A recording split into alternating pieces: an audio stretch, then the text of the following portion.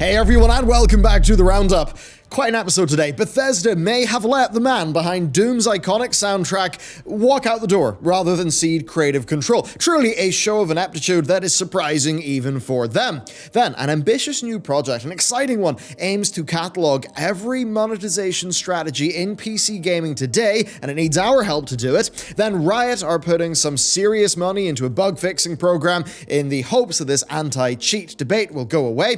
But, of course, overconfidence could get the better of them in the long run. That and a bunch more, because the onslaught of E3-like news that you'd usually expect in June, well, it may only be a few weeks away. So yes, today's episode is fairly chunky, lots of important stories, and right, here's the deal. YouTube revenue, it's halved, as you know, so if you'd like to support our team and get some cool stuff in return, Patreon is basically what makes that all happen. You will get the daily briefing, which is your one-stop place to be up to date with the gaming news. We post that every day over there, and if you'd like it, a big old stack of loot from our game studio. So if you love fantasy stuff, you'll love this. We've got the Priest class pin pre-order, as well as this troll-themed art set and sticker, plus, as the special for this month, this celebrating some of the space science fiction of the Burning Crusade. So, pretty cool stuff, and seriously, you are saving our arses. So thank you for that, and with that said, let's get into the news. The games industry is handling the loss of E3 in a couple of different ways.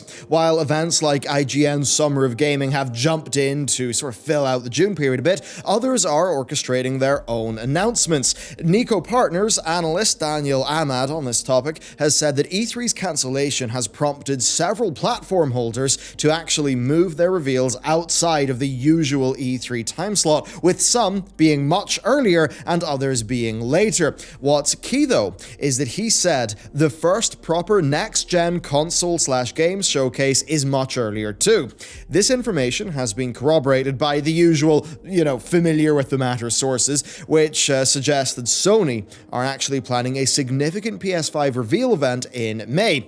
Basically, we have like 2 or 3 weeks until we actually start to really just get into that massive news cycle. So yeah, it's almost finally time to see what these next-gen games are actually going to be like, which is pretty exciting because I think a lot of them are going to make it to PC at some stage at least. Next up, a new project from PCGamingWiki aims to catalog all microtransactions in PC games. Quite a goal. So their mission here with this is to inform PC gamers whether a game includes, quote, a solid DLC or expansion packs that, deliver solid content post-release, or, manipulative monetization practices. So it's great. It's all about informing the consumer. Now, the project will split in-game monetization into several different categories. We've got loot box, cosmetic, unlock, boost, currency, infinite cap, and pay to skip. And they'll also track ad support, free-to-play, and subscription-based games as well. Basically, right? Anything you want to know about a business model of a game before you buy it, well, it should be on the PC Gaming Wiki before long. Now, with how decentralized, PC gaming is, it's only right we do it ourselves. So with the PC Gaming Wiki, it's great. They already do, by the way, incredible work documenting technical quirks in games. It's been a fantastic resource for years, and this is just going to make it even better. And it's also obvious that this is just born out of community frustration, right? The insipid inclusion of aggressive, manipulative microtransactions. It's something we've just been conditioned to accept, and we're all getting pretty pissed at it. It's so widespread at this stage that it's kind of difficult to tell what is even a standard practice these days and what isn't. And I suppose that is why PC Gaming Wiki's work is so important here. I think it really is just helping players look after each other when we're in a situation where, well, sometimes the industry doesn't. And next up, the drama of today's video. Doom Eternal's soundtrack is available for download for collector's edition holders after a significant delay, and it will be up in streaming services soon. You might be excited. Don't get excited just yet. The original soundtrack is a poorly mixed mess, and Mick Gordon barely had a hand in it. He's the guy who does the Doom music. The lack of dynamic range basically means that the audio is horrendously compressed. The instruments just, to put it this way, it's a big muddled mess. It sounds like the instruments are fighting for attention. It's a total disaster, especially if you're listening on like good audiophile headphones and, you know, good amp and all that stuff. And it gives you like transparency in the file you're listening to. Man, you really do just then see how bad of a mixing job it is. Like, it essentially has just ruined Mick Gordon's work on the game.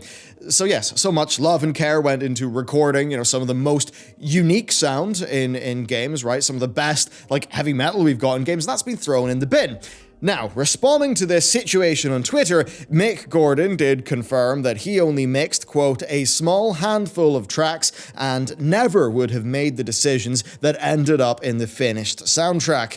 Now, this could, as well, spark the end of his involvement with the Doom franchise, as he told one fan that he doubts they'll ever work together again. What a mess.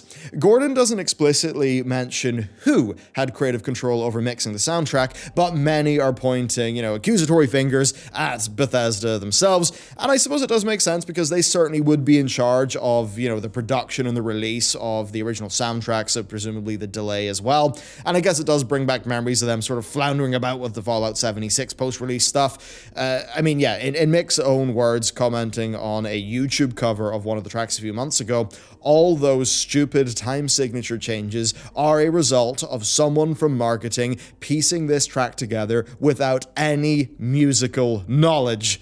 That's pretty damning. Extremely Bethesda, of course, but damning.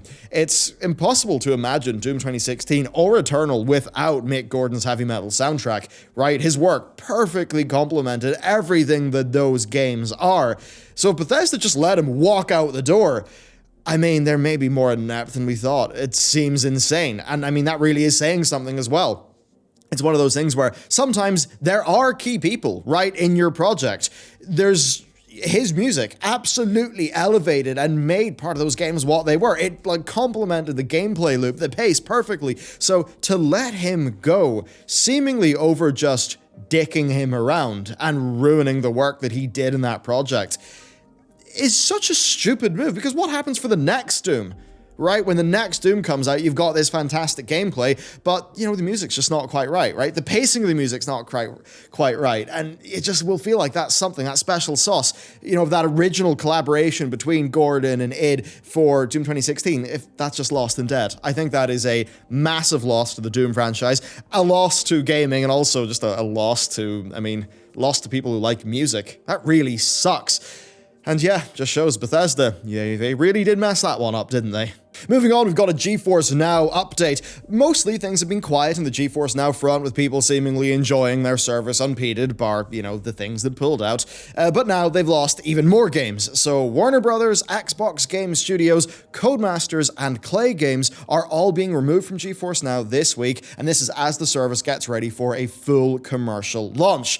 It's not all bad though, because Nvidia did actually name some of the publishers who they have signed on to be proper partners for this project. That includes Bungie, Epic, Ubisoft, and Bandai Namco, and they are supposedly among hundreds. Then they're also going to be working with Steam and Uplay to tag games that are available on GeForce Now, so that people actually know if something will work before they buy it, which overall is good stuff. Hopefully this service continues to be helped out, you know, especially just by holding on to those the smaller devs. I think that would be great, but it still is really grim, right? That you cannot play games that you own because the publishers are saying so. And I've got to re-emphasize for you here, GeForce Now is a virtual machine. Now, yes, Nvidia do try to polish it up and make it seem like more than it is, but basically, it's a virtual machine. You are just renting a machine or VM on the cloud to play your game on, and they are just streaming that to you. That's why when you are using that service, it's literally just opening a Steam window and then beaming that back to you,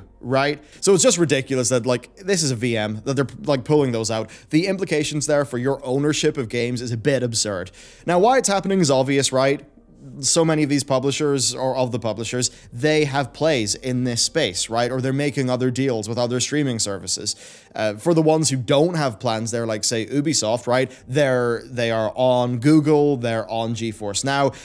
I think that's a far better situation, where it means those streaming services, especially for GeForce Now, are just a value add to what Ubisoft are already doing. So that's a lot better. That's a lot more pro-consumer, just letting stuff be open. But certainly all this lockdown stuff really does suck, especially, I'd say, from Microsoft. Yes, they're doing xCloud, that's a thing they're doing, but previously they've been putting their games in Steam, they'd be talking about, openness and being a bit more pro-consumer and all that stuff. So I understand the decision that Microsoft made there for the Game Studios games, but still, it does make me a bit sad.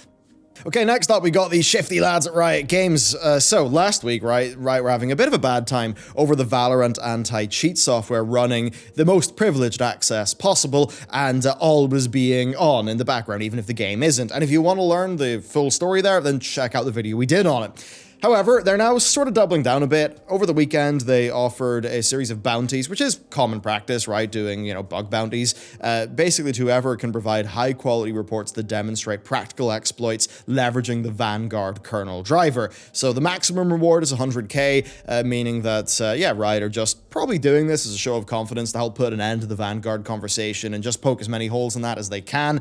Now, they have in the past dished out over 2 million in bounties for potential vulnerabilities in League and its related software. So, this is genuine. This is something that happens a lot in the industry. Their philosophy, though, behind the Vanguard stuff and the reason why they need the privileged access, it all does line up here. And, I'm sure that they do have some of the best security engineers in the games industry working on it. But, does that in any way solve part of the issue here? Because I'm sure plenty of people, mostly myself included, actually do trust them to, actually program it well. And they do have a lot to lose by abusing that trust. But I think the core remains here. People just think it's too invasive, right? This is something that people disagree with in principle. So for me, it's regardless of what they're doing here, I just, in principle, disagree with this having the most privileged access and being always on, even if I'm not playing Valorant. I think that is just way too overbearing, and it should be done in another way. But anyway, with that said, let's move on. Alright, so as you might imagine, Switches are pretty hard to get a hold of these days. Right, turns out Animal Crossing was pretty popular. The obvious reason for this, of course, is that increased demand from people, stuck at home, especially with Animal Crossing. But a new report from Motherboard is actually pointing to something that's a little bit more sinister, actually quite interesting in its implementation. So, BirdBot is a new open source tool that is designed to purchase Switch consoles quickly, and it's, therefore gaining a significant following online. It notifies users when consoles are back in stock at retailers like, say, Best Buy or Walmart, whatever. And it could automatically actually complete the checkout process for those Switches, which means when they come up, at RRP, people can just gobble them up. There's people in a Discord channel that are talking about buying these consoles in bulk to resell. Switches are already $500 on Amazon, and, the scalpers obviously aren't helping. And look, these sorts of tools are nothing new. They run rampant in the music industry for scalping, snapping up tickets to resell. But the thing about BirdBot is, it's open source, right? Therefore, it's freely available to anyone who actually wants it. And B, it can specifically target the Switch consoles. So yes, a money-making opportunity to be sure, right? That is just supply and demand. That's just how markets be. But for the humans who just want to go play some Animal Crossing on their Switch or buy a new Switch, it obviously sucks for customers at the end of the day. So there you go, a big old day of gaming news. Man, they shouldn't have pissed off Mick Gordon. That's made me pretty sad. I would like more of his Doom music, and it very much seems like that's not going to happen. Plus, I do like my audiophile headphones, right? I do have some of those, and it's, so I love that part of music, and I love listening to a really well mixed track. So yeah, really excellent music that's badly mixed. That pisses me off in a unique little way. So yeah, just a really sucky story. Anyway, that's that. If you want to support us, there's the Patreon stuff. You can get the physical loot, get the daily briefing, and of course, if not, then thank you for watching. Seriously, we do appreciate it. So let me know what you thought about today's stories, and with that, I will see you next time.